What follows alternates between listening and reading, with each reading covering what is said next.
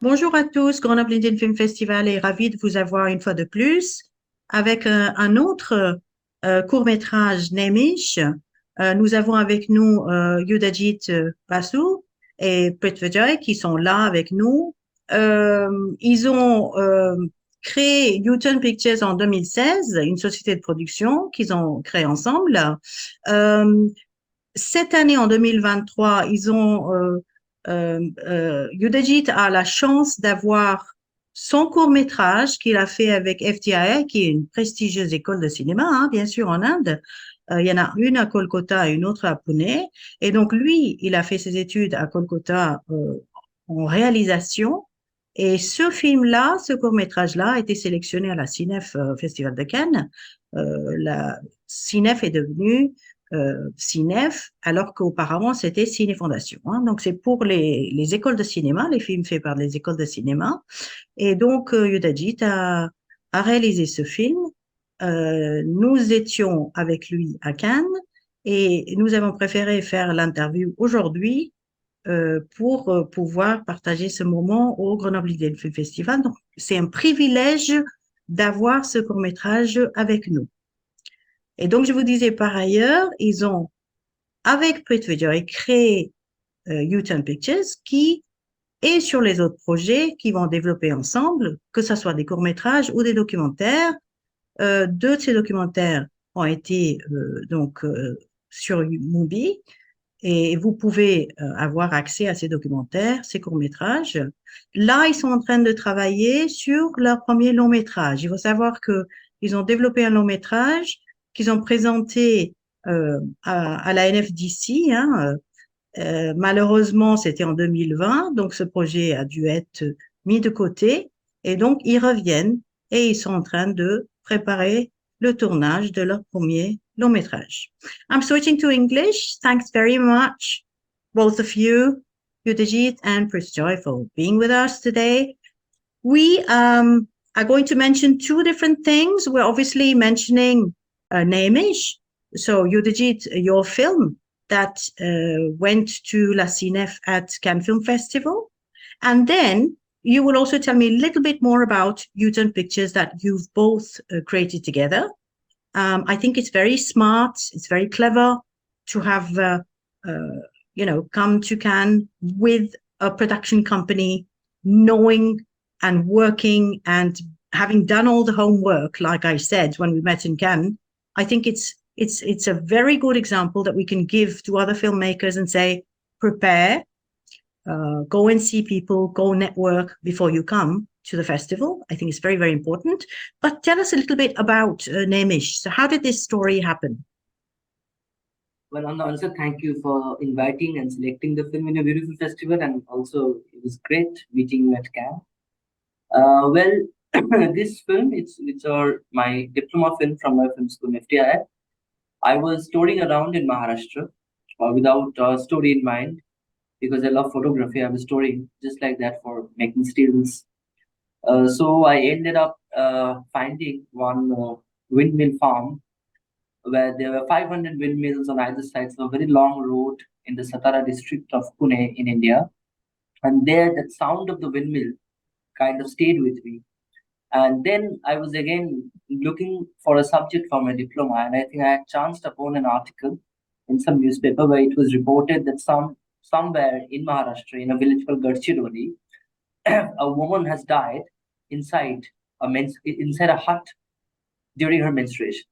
When I started reading a little deeper into it, I understood and I got to know that there is a ritual in India which is practiced especially in Maharashtra and in Nepal, where during menstruation, women are isolated in small huts outside of the villages, and the sanitary situation is quite, it's not so good in those huts, and the women have to often cook their own food because people will consider them untouchables, and mostly the other women of the family they go to these huts to give the food. And many women in Nepal and Maharashtra had died while they had this period, or had their menstruation going on during this their stay in the huts. And these huts are called gaukar. So in Marathi, the word gaukar has an overall meaning, which means village, but it also had a double meaning, meaning isolated huts for women with periods. And I also got to know that menstruation, being a taboo word, is not uttered by a woman in Maharashtra like that. They won't say that I'm having my periods. Rather, they would have a special way of talking about it. They say that I'm touched by a crow. In Marathi, that sounds like Kauranashila. So a woman and another man, in anyone in Maharashtra, when a woman utters that I have been touched by a crow, would understand that this woman is going through through her periods, and that during a period a woman is considered to be someone who should not even cross the shadow of a man, Right. So because if she, impure. She's impure. yeah, she's impure, she's untouchable. Now, what really struck me was that, of course, I kind of knew that menstruation is a taboo in India, but I did not know of this ritual. I did not know that such a kind of medieval ritual is still prevalent in our country. And what most struck me is that the way this isolation, these women go through a period of isolation, quite a number of times every year. So while COVID happened, I wanted to know what happened to these women, how the isolation, which was during COVID, the isolation was, it was practiced throughout the world. Everyone was kind of isolated in their homes, and everyone was kind of an untouchable. Anyone who had COVID, you used to look at them as untouchable. So what happened to these women during COVID was the first question that came to my mind, to which I found no real concrete answer. But I understood that what we as a human race went through during the pandemic, which is a remarkable situation, a remarkable event in the history of mankind, I think. These women in Maharashtra, they go through it every once, every periodically in a year. So perhaps COVID was not such a great change of situation for them. So, and then I had that, one little incident of being impressed by the sound of a windmill on Chalkewadi. So I kind of merged these two when I got to know another little piece of information, that a windmill blade often gets, often just stops functioning when a crow or a bird, generally crows, hit them. So what happens when there's a windmill form suddenly, the birds don't understand that what are these. So it takes them some time to understand. So initially some crows go through the blades, they die themselves, but the blades stop working. And soon when the birds get to know that they're farmed, you will not hear a bird sound in a windmill farm, because by that time all the birds will go away. But initially the crows will go through these blades and they will die. So I found a kind of very oblique association between a crow hitting a blade, dying itself, but making the blade stop, and the women who use the word touched by a crow in order to, connote the meaning of menstruation. This was very interesting for me, these two associations. So I tried to bring these two associations together in a story that is happening during the early days of pandemic. And the story is about a young girl who is isolated in such a hut during her menstruation. She's planning to, kind of run away from the hut with her lover, who is basically a god in a windmill farm. So this is the basic premise of the story, and from there it progresses. So this is how it all came into fruition. It's very smart. It's very clever the way you put things together.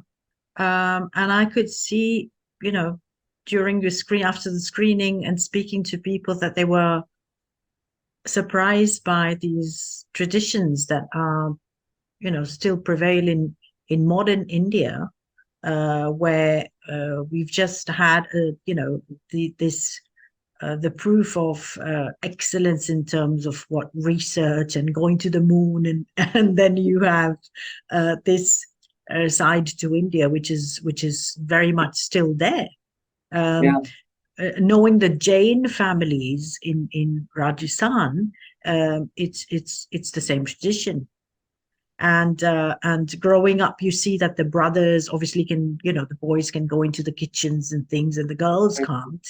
And so these are questions that you, as a teenager, you ask, and when you learn these things, you're surprised. But see, me having been a teenager and a girl, and having lived this a biological situation myself is one thing, but you as men, as boys, it is a different approach already, because you're Mhm. speaking about something that maybe boys in their conversation, is this a subject that they're going to be talking about? Are these things, because now today everything is on the net, there's questions about sexuality, there's questions with all sorts of things, even health. So is has society changed? I'm a lot older than you are, both of you, but has society, do you feel, is there a discussion today, people at least questioning that and saying, okay, is this backward, like, karva chauth for their husbands? So Mhm. do you feel that these conversations are coming up in society? Well, I do think they're coming up, and they're coming up in big ways, but I think the conversation mostly are happening in the urban areas, in the in the middle class, upper middle class. And of course, I do believe, I would rather want to believe that some percolations of those discussions are going to the villages. But even today, if you go into an interior village of it, be it in Bengal, be it in Maharashtra, I do not think these discussions have really gone into their household conversations, because their belief system, I mean, they have a different way of looking at the villages. And though the village geographically are not very far from the cities, but from the point of view, from perspective wise, it's very far apart. And I don't think our feminist movement or any kind of cultural movement have been successful enough to percolate into the villages. Of course, in small towns there might be some small changes, but as I can tell that when I travel in Maharashtra, in the villages of Maharashtra, especially during the making of my earlier film Kalsubai, I could understand that their whole approach to traditionality or patriarchy is very different. Sometimes some beliefs are so much impregnated inside them that it is very difficult to convince even the women that what they are being told to do is not right, or it is curbing their fundamental freedom as a human being. It is difficult because they often uh, look at it in a very different way. But yes, with the younger girls, even in the villages, I do think with the kind of with internet going in the villages and everything, people are getting aware. But I have a feeling that they are being aware in a very misleading way. I mean, they do get to know about many stuff happening in the world through the internet, but the real awareness can't happen through the internet, and often it is misleading them, and they are living in a very confused state of mind, and that's a pity. That's for sure. But of course, one needs to be hopeful, and I guess that with time, a little more time, things will change. But for doing this film, as we both co-wrote, our main aim was not to make it a film which can be termed as a socially aware film, or with the ambition of making people aware. That was not our aim at all, because we don't believe that films can really bring about a change, or it's not a tool for bringing about social change. It's a tool of self-expression. Things that haunt us, that we want to express in an artistic fashion. If that can help in some way to raise awareness, or maybe in some corner of the world some girl can understand and relate to it, and then that's great. But for us, I think filmmaking is more of a self-expression to understand ourselves and our world better, not with the purpose of social awareness, because I don't think the films can help in that. Not the kind of things we want to do. We Right, can. you're saying it. Okay. Well, I believe the contrary. Yeah, we'll have this discussion another day. But I think, yeah. So, but it's important that you're saying this. But you're putting your views out there. You're putting your views. What touched you? What um, struck you? What moved you? And you're letting people see that this really left a mark on you, which is an important thing to share. Which is it is sharing. You're sharing. I mean, there's a lot of sharing in this process of filmmaking. Whether it's the emotions, the stories, the a certain narrative, a certain maybe way of life, another way of trends, or moving people with what you see, what you feel, what you hear. So no, it's really interesting. Um, I'm coming back to your experience at Cannes. How was this experience? Was it fruitful for you? Was it something that you felt was short? Could have been longer? could have, been, could have been, it's hectic. Cannes is hectic. So what was your experience? I think we both are very happy Yeah, because Cannes is a festival that we had been watching. We have found most of our filmmakers of today that we love through this festival. And many filmmakers that we admire personally, we have got to know their work through this festival, and we know this festival very well. And I think for every filmmaker, it's kind of a dream to premiere in Cannes. So in that way, I personally was very happy, and I think as a co-writer of this film, he was also very happy. And he will share what his experience. My main experience was that, of course, I'm very lucky to have met friends like you in Cannes, and I felt very at home, to be precise. I mean, though I have never been to Europe before, and I have never attended Cannes before. It's my first time, but I felt very at home. Maybe because there's a celebration of cinema to which we relate. That language right. of cinema is something that we are familiar with. So I personally didn't feel strange at all being at Cannes. It felt very familiar. It felt very at home. And I was really enjoyed those couple of days. Yes, I wished I could stayed more and watched more of the main competition films. That's a really sad thing that because of our own interviews and stuff that you don't get to see other films when you have a film at Cannes. So I sometimes wish that we both could attend Cannes without a film of us and we can only see the films. So I wanted to see more films. But those 5 days, 6 days we stayed, it was beautiful and I felt extremely happy and that will remain a very fond memory, I guess. Yes, it's been an indeed a great experience. I mean, the first thing is the platform and the support that you get from La CINEF. I'm not from film school, but I mean, it's a great way of collaborating and going there. The kind of it's kind of an hand holding thing that La CINEF, the entire But team. tell me, and to say this now, because I truly believe that with the help or guidance that we bring, I feel that it's not even a luxury. It's normal because it's such a big jungle. It's a marathon, right? If you're left on your own, please tell people that it's difficult, Can. If That is you're on your difficult. own. But I must say that without you, it would have been very difficult for us to navigate where to go, Absolutely. whom to go, how to meet. Because Cannes is a festival that it needs at least 2 days to understand where, what is happening, when, Just the and how to. buildings, right? Just the buildings Just of Cannes. Where's the ballet? How to go yeah. here? So How to go because there? you were We're there, losing time. we knew. Yeah. Because of you, we followed you, and it was very easy for us. Where is Uni France Terrace, and where is where the director's fortnight happens actually. I mean, So it could be a possibility if can gives accommodation for the entire period. Then then it would we have could been have thought we could of have thought of going staying there in the early because woods. it's very expensive to stay. So that is something would be So really great. put in a word here so that what would be your message if you had the possibility to speak to somebody from the government? What exactly would you put forward as a message, as a request, saying that, first of all, fund filmmakers, maybe like There's these yourselves, two main okay, things so I that you can really stay for the whole amount of days, because we had Get Me to Can, we created that for this purpose. Huh? So would you also ask for the same mainly thing?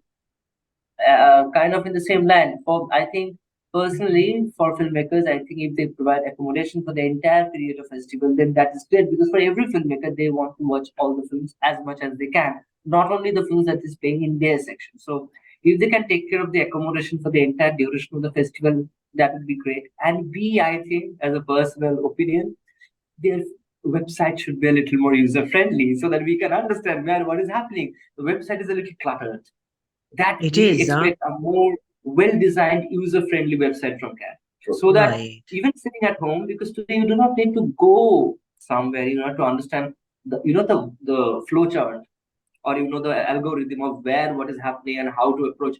And I see most of the Everything is festivals, there. The everything is problem there, but is cluttered. it's very cluttered. The algorithm can be, and I think it's true for many festivals. I mean, most of the festivals that often happens in my earlier films. I got a mail from a festival that my film has been selected there. When I go to their website, I can't find my own film there. I have to ask them that will you check it, and they have to send me a link.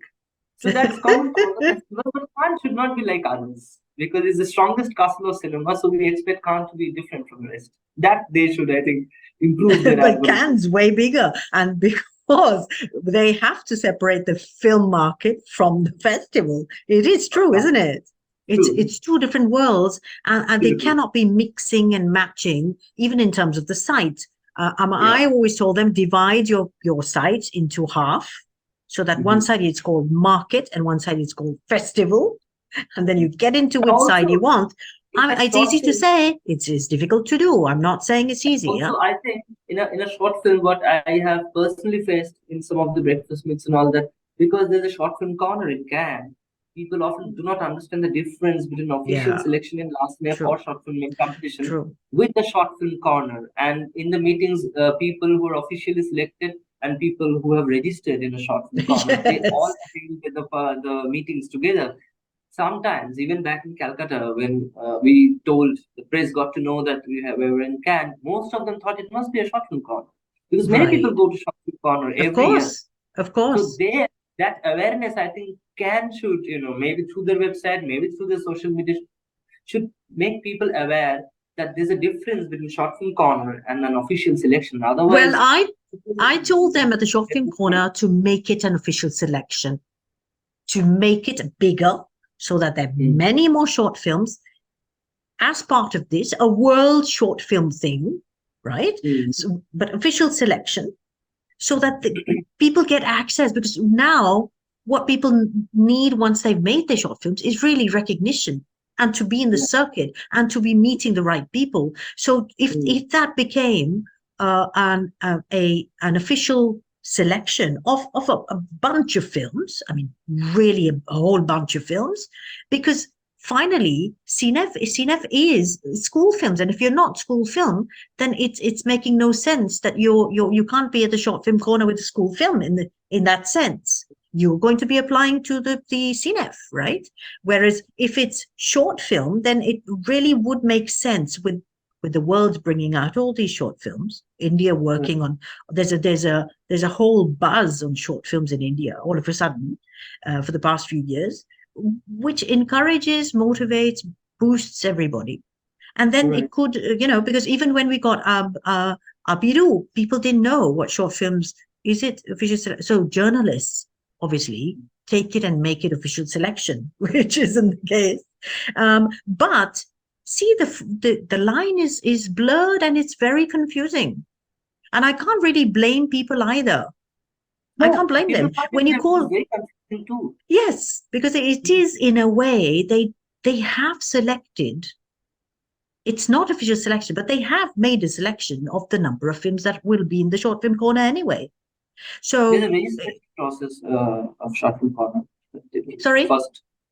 There's a first 2,000 entry or 3,000 entry that is it. Yes, but what I mean is, it is still the choice of the festival to keep these films, whereas maybe, I don't know, 5,000 films were sent, and then finally it comes only to maybe 50 or 100. So if this becomes an official, because Cannes is running short on the number of sections that it has in films, it is a very small festival compared to Berlin, compared to Toronto's got what, 300 films, Berlin's got about same, more than 300, and Berlin, same thing. And so Cannes is too small. It is way too small, with about 60 films, 67. I mean, what is that? It is nothing. So maybe that's why it's still exclusive, because it shows so less films. But maybe, I think that it's linked with the number of halls physically. The reason is maybe the number of halls and seats and the organization accommodation. But see, if it really has to grow, maybe people are putting pressure and saying, hey, but make it bigger, so that you're growing, and so that you're leaving more space for maybe, world cinema. They've brought out environment films. That's a whole new section that they put in there. So there is scope and there is place to make bigger things and put them in another way, and because the film market is too huge, and maybe a section, maybe a short film corner for discussion corner, just the corner. But then if there was a big short film section, would make sense to have a proper corner where everybody for the short films could come and meet. I mean, the hub physically. So yes, there's a lot to say. We will have to, in any case, have a round table and have these discussions one day with other filmmakers. Meanwhile, tell me about the company now. Youth Pictures. So, so we met, I think it was around 2013, 2014. And, the connection was very organic, and we understood that, our sensibilities match. So, and we never really, decided that we have to make films together. It just happened. It automatically happened, actually.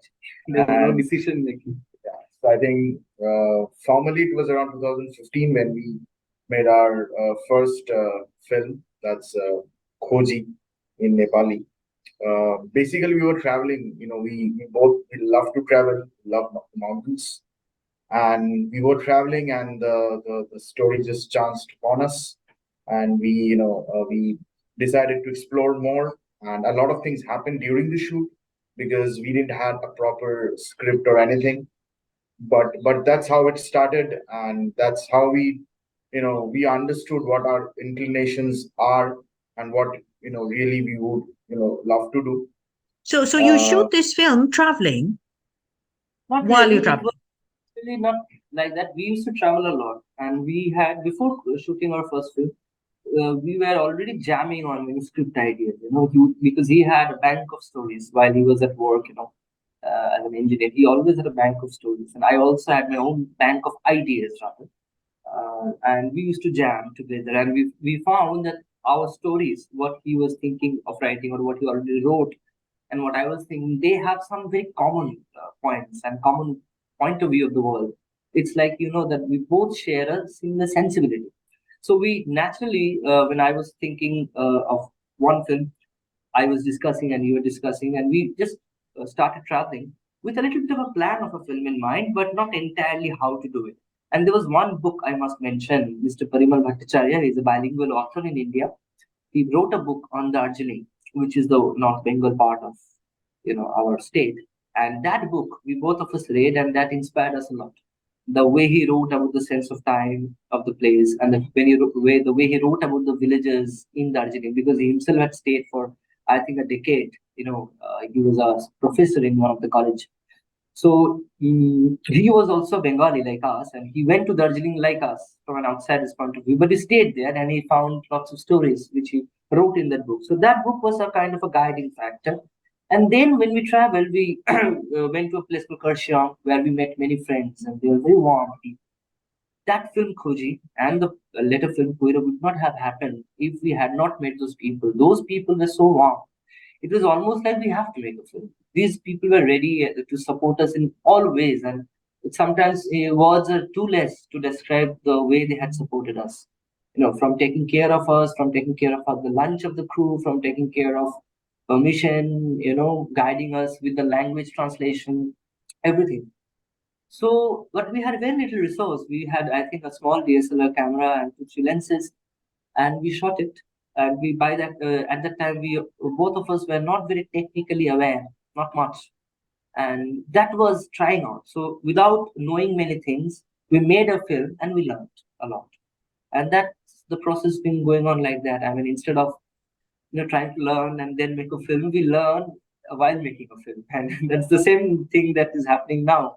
We have not made a feature film before, but we'll make and we'll learn how to do it. Tell me one thing about languages, because it's important, whether it be Namish or this film with Nepalese. So you Nepalese is not your language. No. We have not made Neither is Marathi. So Marathi, Namish no. is okay. So you decide to make a film in a language which is not your language. How does that happen?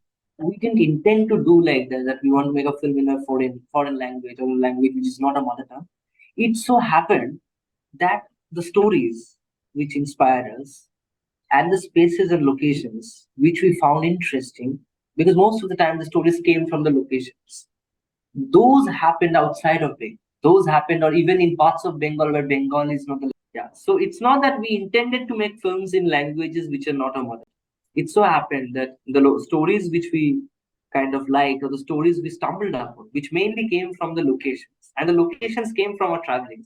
They happen to be outside of Bengal or even in parts of Bengal where Bengali, the mother tongue of both of us, is not spoken. And that's also a very interesting trait of our country, that in one state, like we belong from West Bengal state of India, there are many languages. It's not only Bengali. Like, for example, the first film that we made, Koji, it is in Bengal. We shot in a place called Karshiam, which is in North Bengal. And the people there are Nepali people. So practically, we didn't make a film outside of Bengal. But even in Bengal, there's so many languages. And that's also very linguistically very interesting part of our country that we perhaps very subconsciously wanted to portray. And then I went to FTII. Naturally, I made films in Marathi because recreating Bengal in Maharashtra is not something that, as a filmmaker, I find it comfortable. So it is a kind of circumstantial, you know, factor that created this kind of filmography of ours where we haven't made a film in our mother tongue so far.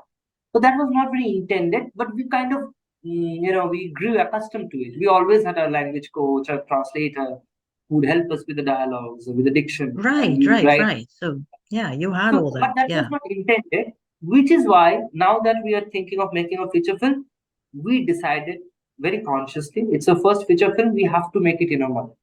The first time we're making it. Please. Yeah, exactly. Then, I mean, in terms of the crew, in terms of everybody also, languages, I mean, for people to be able to follow, for you to get access to everybody, be sure that they've understood everything you've said.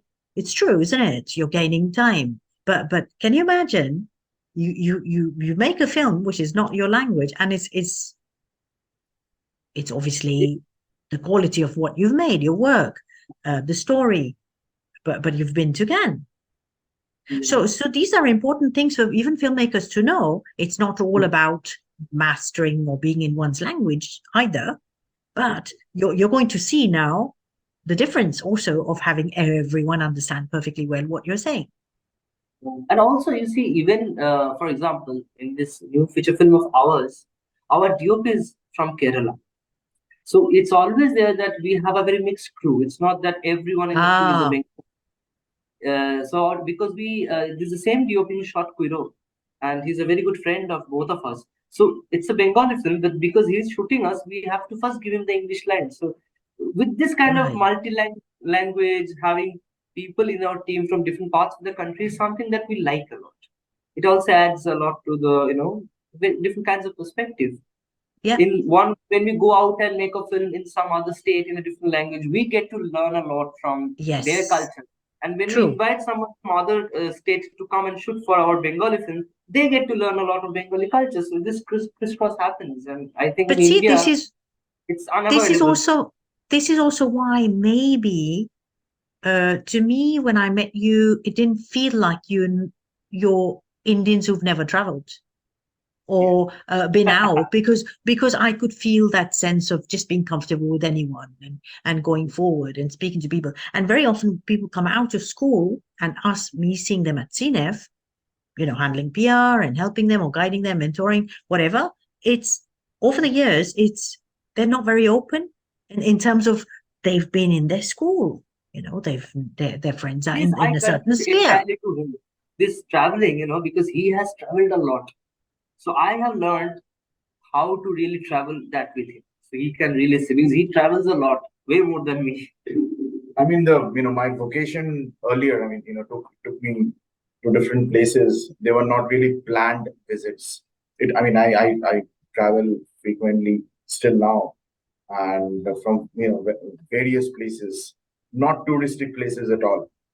And with time, when we started collaborating, jamming, incidentally we kept on traveling to a lot of places. And as he mentioned, we like the interaction of the spaces, this landscape, and the people living there, the relation between them. So I think when we travel, that is the best to understand and explore how people interact in different spaces. That's what we are trying to explore in our next venture also. It's like same. It's about a travel to a foreign. It's about a journey with the film, and that's why even for this feature film, we are writing, but if you write 3 pages, you have already met 4 scouts. It's like that. We travel more than we write. Well, this perhaps also explains the fact that you've gone out of your sphere, like what I said, my question, to how come you're writing about these girls, and how come you know these stories, and how come you know these traditions. This comes out of being curious and traveling and seeing and observing. And in filmmaking, observation is everything. It is so important. It is so important. So it's never enough. I'm frustrated not being able to have 2 hours of an interview with you, but I've done something short first. We have to do a roundtable for sure with other filmmakers, because then you can share experiences and have these conversations. I was just speaking to somebody whose film we've taken and who worked with, Satyajit Ray's editor. And learned about editing from this man. So I told him, I said, we'll have these conversations and do a roundtable so that all of you can get together and speak and share your views. Would really be interesting about, how do they work, and, and he was explaining to him how people edit all around the world. Mhm. So all these things come out of being curious, wanting to travel, wanting to learn. And it's very, very important. It's super important. So one line about your future. Tell me something. What's the future now?